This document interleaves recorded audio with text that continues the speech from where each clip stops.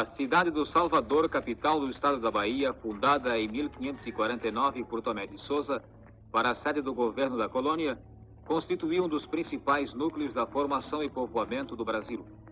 Erigida como a primeira cidade fortificada em terra brasileira, sua edificação aproveitou as condições favoráveis do terreno. As construções administrativas foram dispostas segundo a linha das cumeadas, enquanto nas praias se expandiam as casas dos mercadores e os armazéns do porto.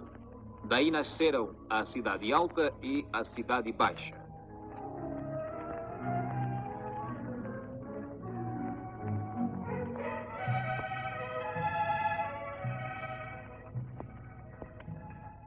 O farol de Santo Antônio da Barra, erguido sobre o antigo Forte Grande, na ponta do Padrão, que defendia as praias dos desembarques inimigos.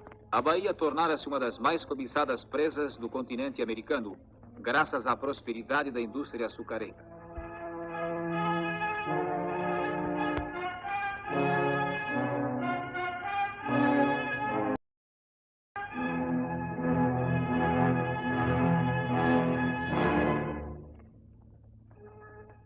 O Forte de Santo Antônio cruzava fogos com o Forte de Santa Maria e defendia o Porto da Barra, onde entrava um braço de mar, primitivo ancoradouro da Vila Velha de Caramuru.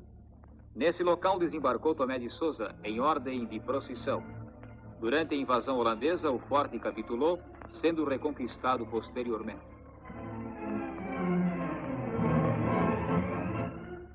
Secundando a defesa do porto de desembarque, o Forte de São Diogo cruzava fogos com o de Santa Maria e era defendido à meia encosta da ladeira pelo reduto de São Fernando, de que só resta a memória.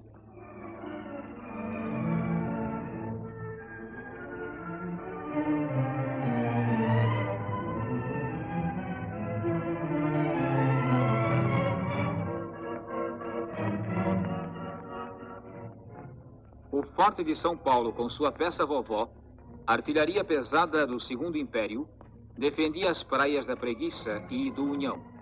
O desenvolvimento da cidade e as obras do porto absorveram alguns fortes e redutos, em toda a extensão da praia que vai até a ponta de Monserrate. O pequeno forte, aí localizado, que dominava as praias da Boa Viagem e o Porto do Bonfim, está hoje transformado em museu militar. O Forte de São Marcelo, edificado no século XVII, sobre um baixio fronteiro à Ribeira das Naus. Quando, ainda em começo de construção, foi tomado de assalto pelos holandeses.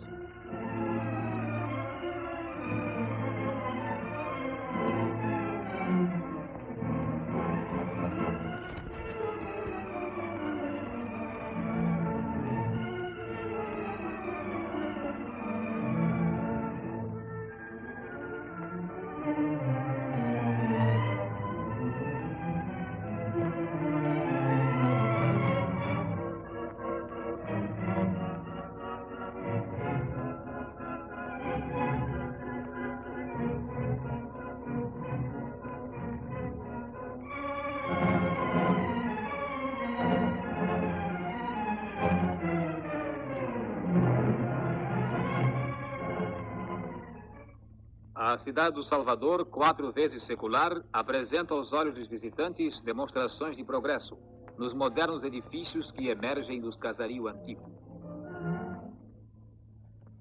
A topografia acidentada do local em que foi construída a cidade exigiu a utilização de grandes ladeiras, por onde se fazia penosamente a ligação entre a Cidade Alta e a Cidade Baixa. Outras vias de acesso foram abertas com o correr do tempo, a fim de dar vazão ao tráfego sempre crescente.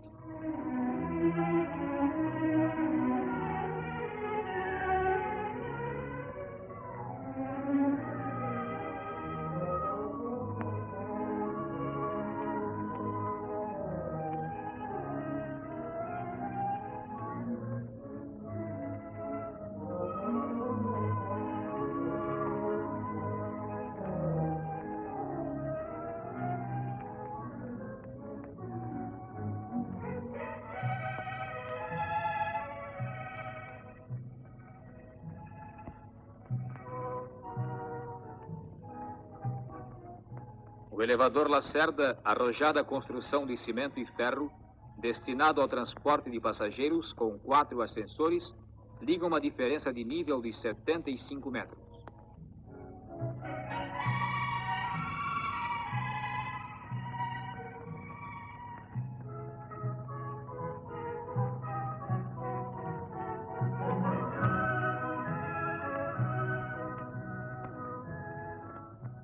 A Avenida 7 de Setembro, medindo quase 5 quilômetros, estende-se da Praça Castro Alves, no centro da cidade, ao Farol da Barra. Espinha dorsal da circulação urbana, une a Zona Norte e aos bairros residenciais do Distrito da Vitória e aos aprazíveis arrabaldes de Barra fora.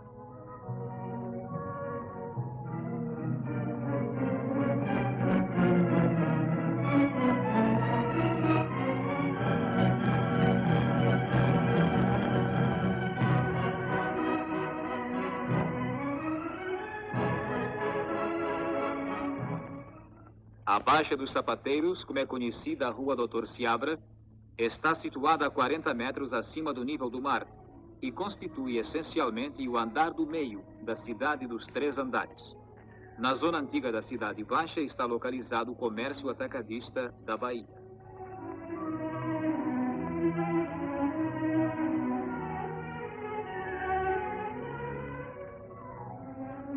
O edifício da Prefeitura e o monumental Palácio Rio Branco.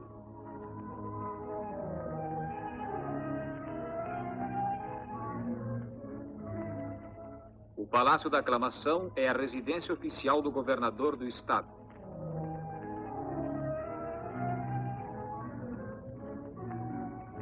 O monumento ao 2 de julho lembra os heróis da independência que, em 1823, expulsaram as tropas portuguesas 10 meses depois do Grito do Ipiranga.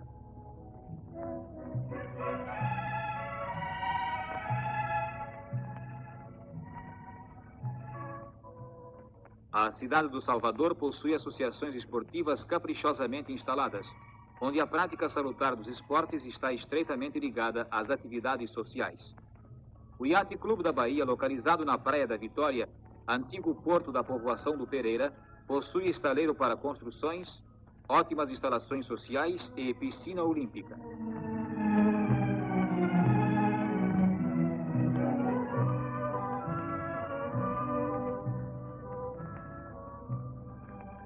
Um clima privilegiado, sem variações extremas de temperatura e um regime de ventos muito regular, estabelecem condições ideais de vida na cidade do Salvador. Os novos bairros residenciais apresentam aspectos dignos de qualquer grande cidade moderna.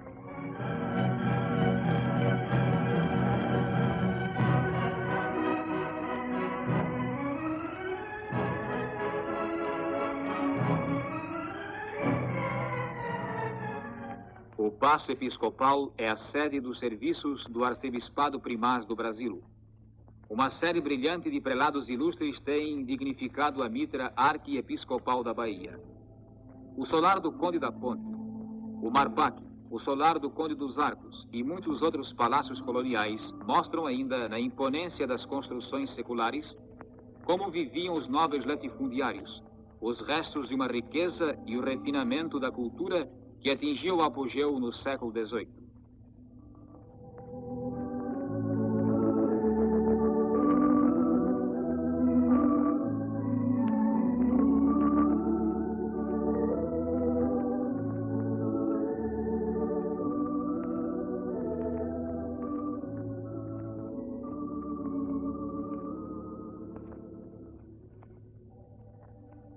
A Igreja da Graça, fundada por Diogo e Catarina Álvares. A princesa Tupinambá, que se batizou em França, na igreja de Saint-Malo, simboliza a mãe dos brasileiros. Filha do cacique Taparica, muito auxiliou os trabalhos de Tomé de Souza e Manuel da Nóbrega na fundação da cidade. Nomes de seus descendentes acham-se ligados às mais antigas famílias baianas, o que vale como um título de nobreza.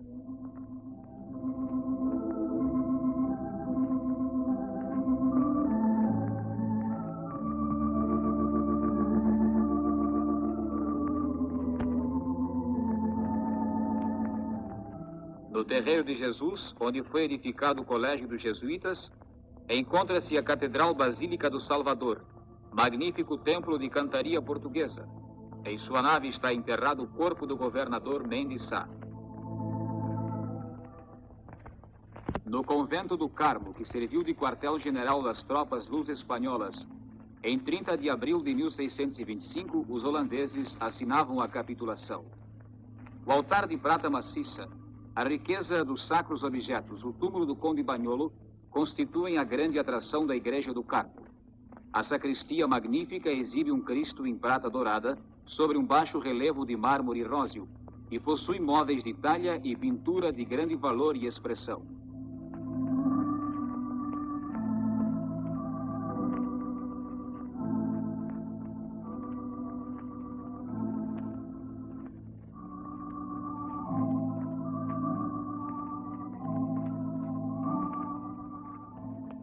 Onde Tomé de Souza erigira uma pequena ermida, os comerciantes ergueram um belo templo dedicado à sua padroeira, Nossa Senhora da Conceição da Praia.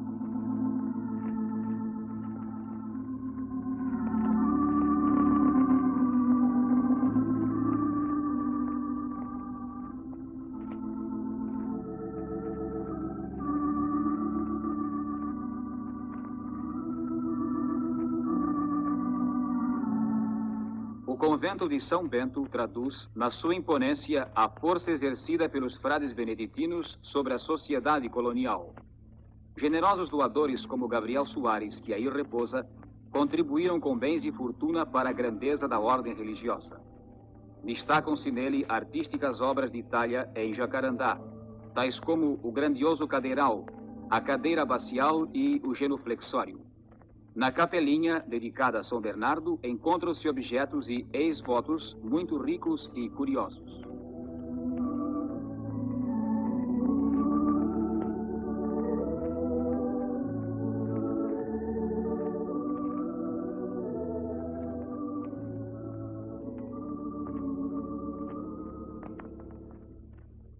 A Basílica do Senhor do Bonfim, cuja arquitetura se filia ao estilo renascença decadente, já estava com as obras internas ultimadas quando recebeu, a 24 de julho de 1754, a imagem milagrosa.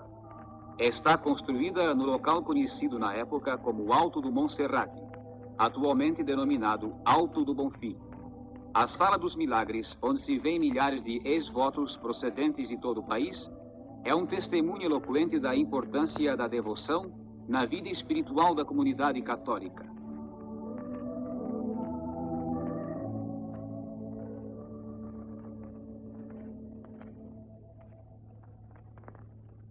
O convento da Lapa, onde se desenrolou a cena trágica ao tempo das lutas da independência.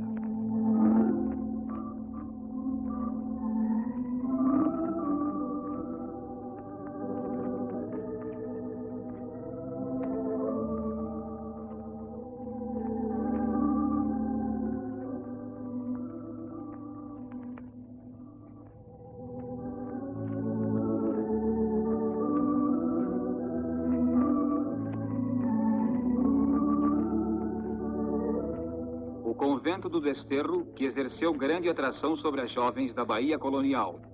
Nele se realizavam serões de arte cujo encanto foi descrito pelos cronistas da época.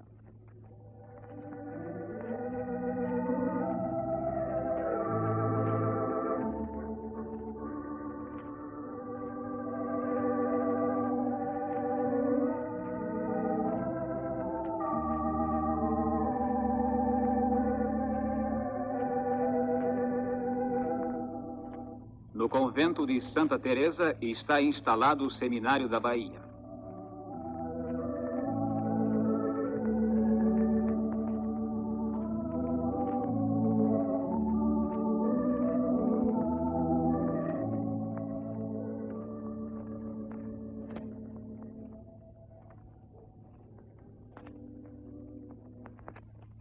No bairro de Itapajipe, a capela do eremitério beneditino da Ponta de Monserrate guarda uma das mais interessantes peças da arte sacra baiana do século XVII.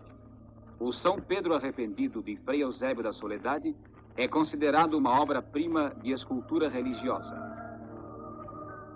O arranque da escada na igreja de São Domingos, em estilo Dom João V, é expressiva demonstração da arte do século XVIII.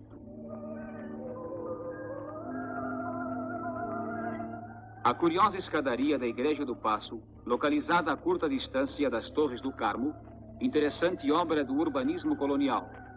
A velha Salvador está eriçada de torres barrocas que se elevam para o céu.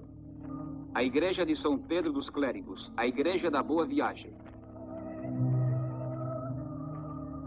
A Matriz do Pilar.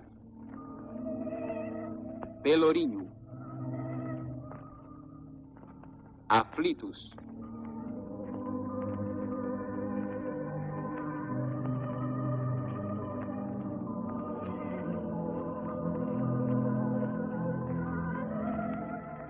Santo Antônio da Barra. O convento de São Francisco, templo insuperável, começado em 1686, era entregue aos fiéis em 4 de outubro de 1713. Monumento máximo do barroco no mundo católico, nenhum iguala o brilho do seu ouro, a perfeição dos retábulos, a urdidura das talhas de lavor quase profano, a abundância da riqueza derramada na trama dos entalhes delicados. O São Pedro de Alcântara, de Manuel Inácio da Costa, a mais expressiva escultura da igreja, e o Santo Antônio de Arguim, trazido da África por franceses, completam a atração da ala onde repousam os senhores da Casa da Torre de Garcia d'Ávila. Nos claustros do convento, onde o rigor da clausura não permite a entrada de senhoras, estão assentados preciosos azulejos, panos e silhares de cerâmica portuguesa, oferecidos por Filipe IV e mais tarde por Dom João V. Mas foi a dedicação e a paciência dos frades. Foram também as esmolas do povo baiano que ergueram para a posteridade o mais belo templo do Brasil.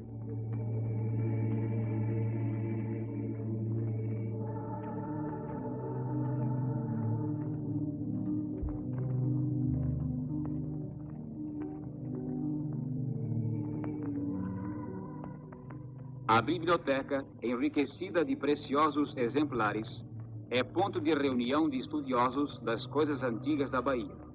Completa o conjunto barroco o esplendor da fachada da Ordem Terceira de São Francisco. E no meio dessas riquezas do passado, entre os cenários evocativos das glórias maiores do Brasil, vive o povo baiano, generoso e hospitaleiro, recordando a lenda bonita de Moema, exaltando os feitos de Rui Barbosa, cantando os versos de Castro Alves.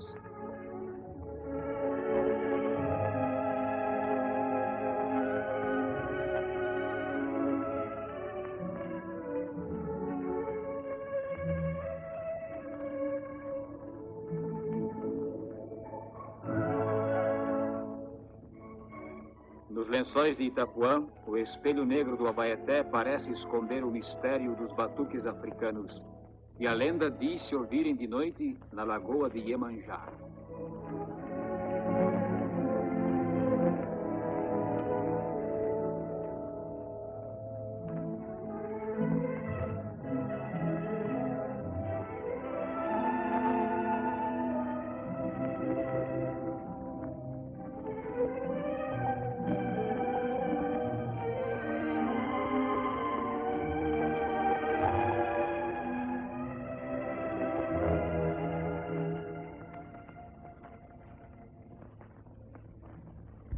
Os românticos saveiros do Recôncavo também têm sua história de heroísmo.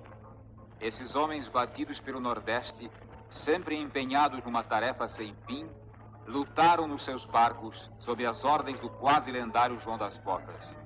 Deles depende o abastecimento de elevada percentagem dos gêneros que a Bahia consome nas suas feiras livres, à beira-mar.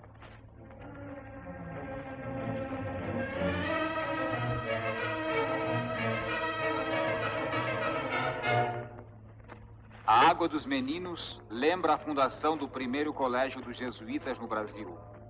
No emaranhado das barracas, encontra-se o que de mais pitoresco existe nos usos e costumes do povo.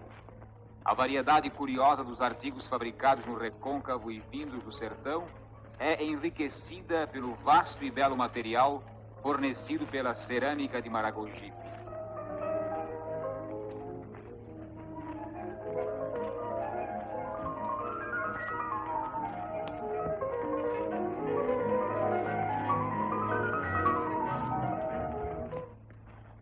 meio desses contrastes profundos, entre o fausto do passado e o dinamismo do presente, vive, sonha e trabalha a cidade do Salvador, berço e guardiã das tradições mais caras do Brasil.